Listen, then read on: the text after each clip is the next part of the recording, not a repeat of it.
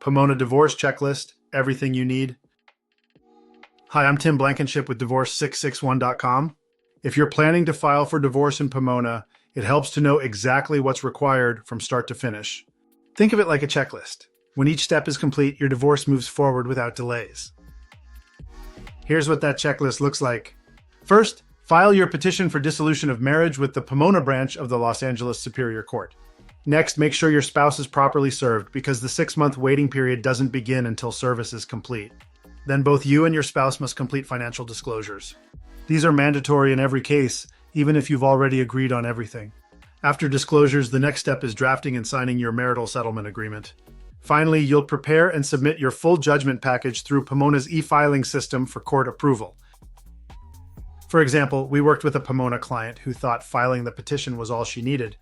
Months later, her case hadn't moved forward because service, disclosures, and a judgment package still needed to be completed. Once we stepped in and checked every box on the checklist, her divorce was approved in just a few weeks.